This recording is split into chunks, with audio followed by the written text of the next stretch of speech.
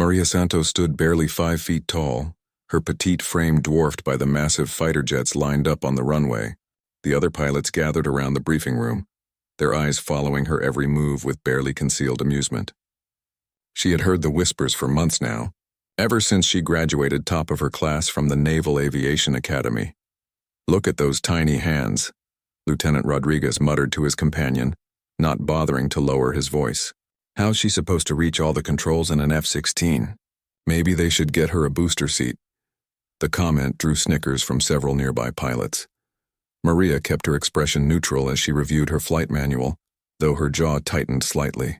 At 24, she had already broken 3 Academy records and earned the highest marks in tactical combat simulation in the program's history. Yet none of that seemed to matter to her squadron mates who couldn't see past her diminutive stature. Captain Williams entered the briefing room, his weathered face serious as he surveyed the assembled pilots. The room fell silent as he moved to the front, spreading a large map across the table. Red circles marked enemy positions along the disputed border, where tensions had been escalating for weeks. "Intelligence reports indicate a large formation of enemy aircraft is planning a major offensive strike on our coastal installations," Williams announced, his voice cutting through the morning air. "We're talking about a coordinated attack that could cripple our entire southern defense network." The pilots leaned forward, suddenly focused. This wasn't another training exercise or routine patrol. Maria felt her pulse quicken as she studied the tactical display, her mind already calculating flight paths and engagement strategies. "The enemy is deploying their newest jets, equipped with advanced radar systems and long-range missiles," Williams continued. "They're confident, probably overconfident. They think they can overwhelm us with superior numbers and technology." Lieutenant Taylor raised his hand. "What's our response plan, sir?" Williams looked around the room, his gaze settling briefly on each pilot. "We're launching a preemptive strike. Small formations, hit-and-run tactics. The element of surprise is our only advantage against their superior firepower." As the captain outlined the mission details, Maria noticed how the other pilots unconsciously shifted away from her during the tactical discussion.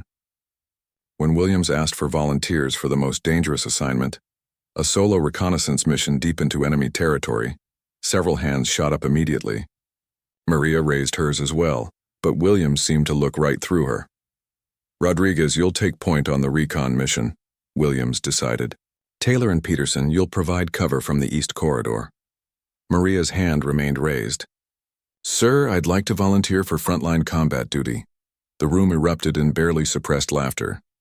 Rodriguez shook his head with a patronizing smile. "Santos, maybe you should stick to support missions. Leave the real fighting to those of us who can actually handle the aircraft under combat stress."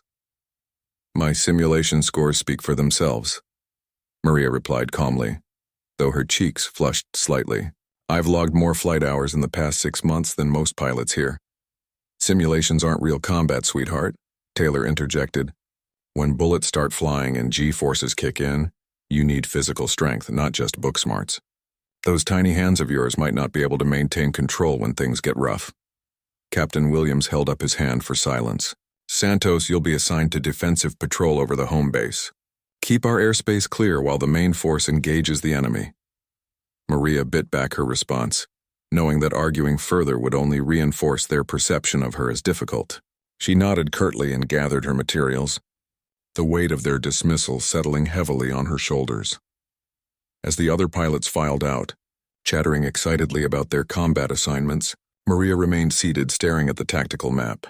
She traced the flight paths with her finger, visualizing the upcoming engagement. Despite their ridicule, she knew she was ready for this. Every instinct told her that tomorrow's mission would be the defining moment of her career, one way or another. The pre-dawn air was crisp as Maria performed her pre-flight inspection, running her hands along the sleek fuselage of her F-16. Despite being assigned to defensive patrol, she had spent the entire night studying enemy aircraft specifications and memorizing their tactical patterns. Her mechanic, Sergeant Johnson, watched her with approval. "Most pilots just do a quick walk around," Johnson commented, wiping grease from his hands. "You check every rivet like your life depends on it." "It does," Maria replied, testing the movement of the control surfaces. "And not just mine." In the distance, she could see the other pilots gathering around their aircraft, their voices carrying across the tarmac as they boasted about the enemy kills they expected to rack up. Rodriguez was holding court, gesturing dramatically as he described his planned attack runs. "The key is to get in close and personal," Rodriguez was saying. "These enemy pilots think they're hot stuff with their fancy new jets, but they've never faced real American firepower. I'll probably take down 3 or 4 before they even know what hit them." Maria climbed into her cockpit and began her systems check, methodically going through every switch and display. Her hands, though small, moved with practiced precision across the controls. She had spent countless hours modifying her seat and control setup to accommodate her size, ensuring she could reach every critical system without strain. The radio crackled to life as Captain Williams coordinated the launch sequence. "All call signs, this is Tower Control. Weather is clear. Visibility unlimited. Enemy formation detected approaching from the northeast, approximately 200 miles out and closing fast."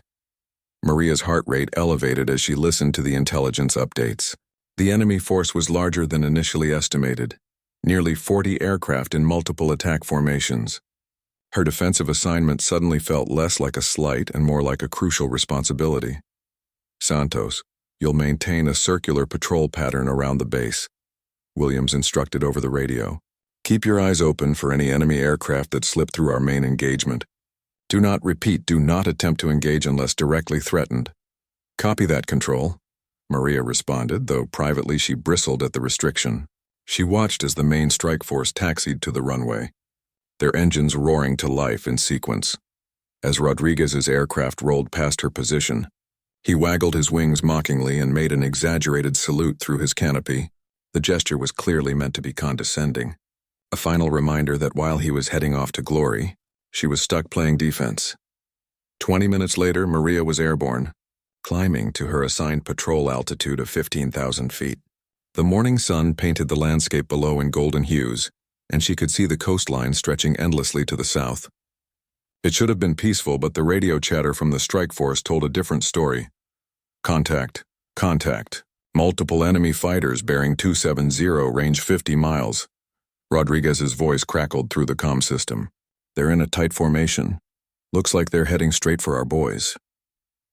Maria banked her aircraft to get a better view of the northern horizon, though she was too far away to see the engagement.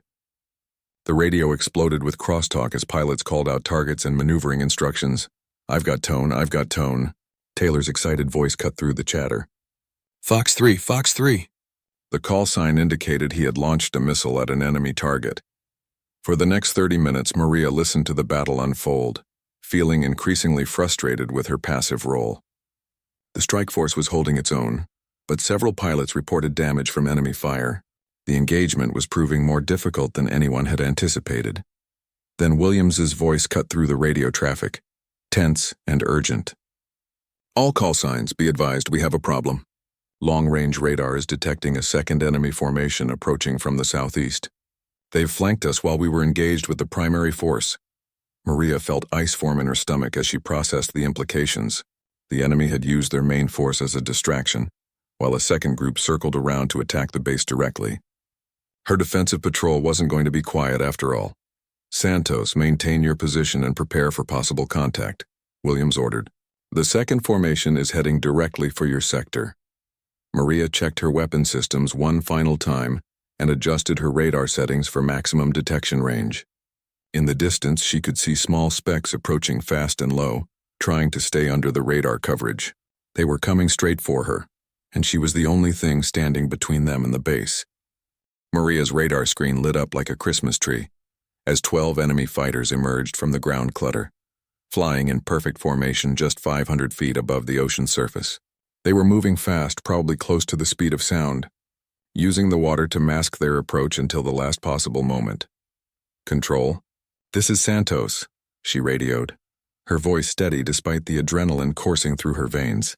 "I have visual contact with 12 enemy fighters bearing 180, range 20 miles and closing. Request permission to engage." There was a pause before Williams responded, and Maria could hear explosions and urgent voices in the background. The main engagement was clearly not going well. "Santos, you are cleared to engage, but be careful. Those are their elite pilots flying their most advanced aircraft. Do not take unnecessary risks." Maria pushed her throttle forward and dove toward the approaching formation, using the sun's position to mask her approach. The enemy pilots were flying in 3 groups of 4 aircraft each, spread out in a classic attack formation designed to overwhelm air defenses through multiple simultaneous approaches. As she closed the distance, Maria could see the sleek profiles of the enemy jets, their dark gray paint schemes making them difficult to spot against the ocean below. These weren't the older aircraft she had trained against in simulation. These were cutting-edge fighters equipped with the latest in radar and missile technology. The lead enemy aircraft suddenly broke formation, pulling up sharply as their radar warning receivers detected her approach. Within seconds, all 12 jets were turning toward her, their formation scattering as they prepared for air-to-air combat. Maria selected her first target, the lead aircraft that was climbing to gain altitude advantage. She waited until her targeting computer achieved a solid lock, then squeezed the trigger. "Fox 2, she called out, indicating the launch of a heat-seeking missile. The missile streaked away from her aircraft, leaving a thin trail of white smoke as it tracked toward the enemy fighter. The pilot immediately began evasive maneuvers, dropping flares and chaff while pulling his aircraft through a series of violent turns. But Maria had anticipated his reaction, leading her shot perfectly. The explosion lit up the morning sky as her missile found its mark, sending the enemy fighter spinning toward the ocean in a ball of flames. The pilot ejected at the last second, his parachute blossoming white against the blue water. "Splash 1, Maria reported calmly, though her heart was racing. 1 down, 11 to go. The remaining enemy pilots reacted with fury, converging on her position from multiple directions. Maria found herself in the middle of a swirling dogfight, with missiles and cannon fire filling the air around her. Her small size, which had been the source of so much ridicule, suddenly became her greatest asset. Where larger pilots might struggle with the extreme G-forces of tight turns, Maria's compact frame allowed her to maintain consciousness and control through maneuvers that would black out her tormentors. She pulled her aircraft through a 7G turn that would have left Rodriguez unconscious, rolling inverted and diving toward the deck while 2 enemy missiles streaked harmlessly overhead. An enemy fighter appeared in her peripheral vision, trying to get on her tail for a cannon shot. Maria waited until the last possible second, then pulled into a vertical climb that stressed her aircraft to its limits. The enemy pilot tried to follow but couldn't match her turn rate. Overshooting and presenting himself as a perfect target, Maria rolled inverted and pulled her nose down, bringing her cannon to bear on the exposed enemy aircraft. A 3-second burst was all it took to send the second fighter tumbling toward the ocean in pieces. "Splash 2, she called out, scanning for her next target. The enemy pilots were beginning to realize they had underestimated their small opponent. Their attacks became more coordinated, with pairs of aircraft trying to trap her between them in a classic pincer movement. But Maria had studied every air combat tactic ever developed, and she knew how to counter each one. She used the vertical dimension of the sky like a playground, climbing and diving with an aggressiveness that surprised even herself. Her tiny hands moved across the controls with lightning precision, managing throttle, stick, and weapon systems in a deadly ballet that kept her one step ahead of her pursuers. The third enemy aircraft fell to another missile shot, as Maria caught him climbing too steeply, his engine struggling to maintain power in the thin air. The fourth went down when she managed to get behind him in a turning fight, her smaller aircraft able to complete the circle faster than his heavier fighter. By now, the radio was filled with panicked chatter from the enemy formation. They had expected to make a quick attack run on the base and escape before any serious opposition could be mounted. Instead, they were being systematically destroyed by a single pilot they couldn't seem to touch. The remaining 8 enemy fighters regrouped at high altitude, their pilots undoubtedly trying to figure out how a single defender had managed to destroy 4 of their most advanced aircraft. Maria could hear fragments of their radio communications, urgent voices speaking in clipped, professional tones that barely concealed their growing concern. Maria used the brief lull to check her fuel and weapons status. She had burned through nearly half her ammunition, but still had enough missiles and cannon rounds to continue the fight. More importantly, her aircraft was handling perfectly despite the extreme stress she had put it through during the dogfight. The enemy formation split into 2 groups of 4, attempting to attack her from opposite directions simultaneously. It was a sound tactical decision that would have overwhelmed most single fighters. But Maria had trained for exactly this scenario, spending countless hours in the simulator practicing how to defeat multiple opponents. She turned toward the first group, apparently committing to engage them head-on. The enemy pilots must have thought she had made a fatal mistake, exposing herself to a frontal attack where their superior numbers would tell. They accelerated toward her, their targeting systems locking onto her aircraft as they prepared to fire. At the last possible second, Maria pulled into a vertical climb, using her aircraft's superior power-to-weight ratio to rocket skyward faster than the heavier enemy fighters could follow. The first group overshot beneath her, while the second group found themselves out of position for their planned pincer attack. From her elevated position, Maria rolled inverted and dove back into the fight, selecting the most isolated enemy aircraft as her next target. Her missile found its mark before the pilot even realized he was under attack, adding a fifth kill to her growing tally. The enemy pilots were becoming increasingly desperate now. They abandoned formation discipline and began making individual attacks, hoping that sheer aggression might succeed where tactics had failed. This played directly into Maria's hands, as she could now defeat them one at a time, instead of having to deal with coordinated group attacks. The sixth aircraft fell victim to Maria's cannon as its pilot tried a head-on attack, apparently believing he could intimidate her into breaking off first. Maria held her course until the last possible instant, her rounds ripping through the enemy fighter's cockpit and engine compartment before she pulled away from the resulting explosion. Enemy number 7 made the mistake of trying to run for home, presenting his tail to Maria as he dove toward the deck. She pursued relentlessly, closing the distance until she could see the pilot's helmet through his canopy. Her final missile launch was almost anticlimactic, the heat seeker tracking straight into the fleeing fighter's exhaust. Now only 5 enemy aircraft remained, and they were clearly rattled. Maria could see them maneuvering frantically, their formation completely broken as each pilot fought for his own survival. They had gone from confident attackers to desperate defenders in the span of 20 minutes. The 8th kill came when 2 enemy fighters tried to bracket her in a turning fight. Maria used a maneuver she had perfected in training, suddenly reversing her turn direction while simultaneously cutting her throttle and deploying her speed brakes. The sudden deceleration caused both enemy aircraft to overshoot, and she was able to put cannon rounds into the closer of the two before they could recover. The pilot of the 9th aircraft ejected before Maria could finish him off, apparently deciding that discretion was the better part of valor. His fighter, now pilotless, continued its dive toward the ocean as its automated systems tried desperately to maintain control. 3 enemy fighters remained, and they were trying to disengage, climbing rapidly toward the north in an attempt to escape the deadly trap their mission had become. But Maria wasn't finished with them yet. Her blood was up and every maneuver came naturally now, as if she and her aircraft had become a single entity, dedicated to the destruction of her enemies. She caught the 10th fighter as it tried to climb away, her last long-range missile reaching out across the sky to find its target. The explosion was visible for miles, a bright fireball against the blue morning sky that marked the end of another enemy pilot's career. The remaining 2 aircraft were flying in close formation, their pilots probably providing mutual support as they tried to escape. Maria climbed after them, her engine straining to catch up with their head start. The chase stretched on for several minutes, the 3 aircraft climbing steadily toward the stratosphere as Maria slowly closed the gap.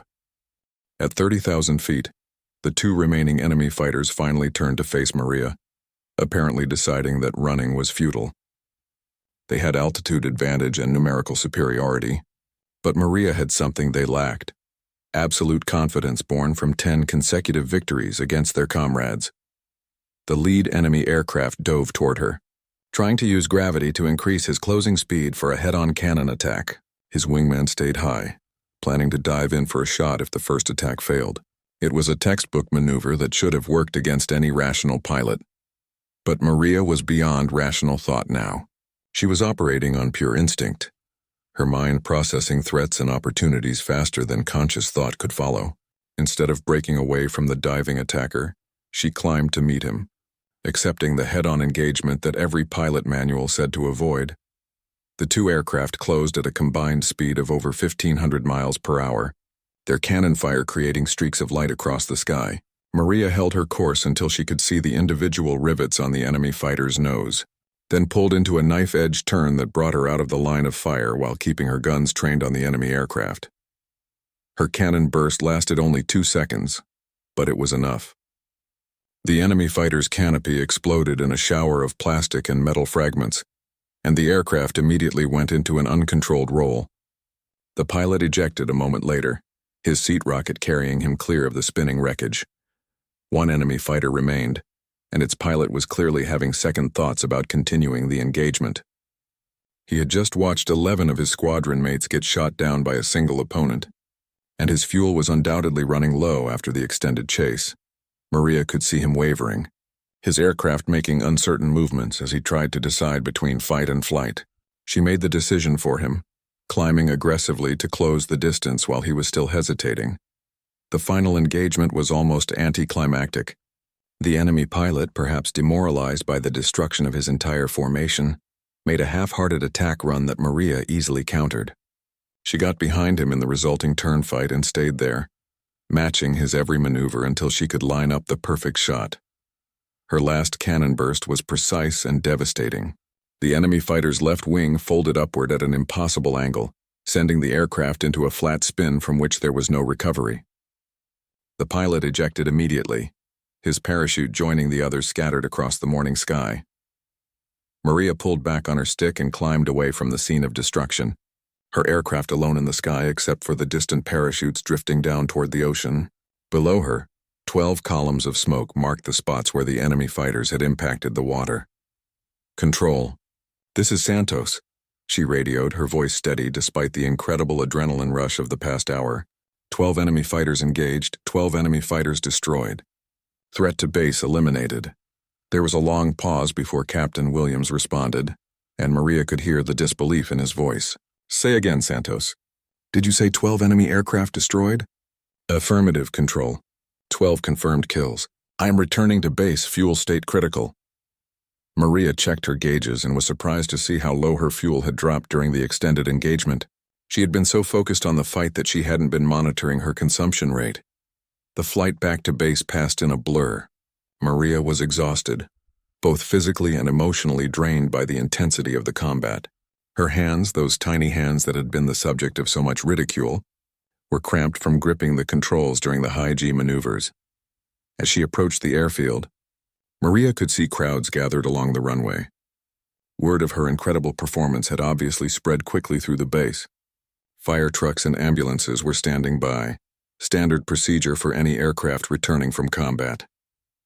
Maria lined up for final approach, her aircraft responding sluggishly due to the low fuel state and the damage accumulated during the dogfight.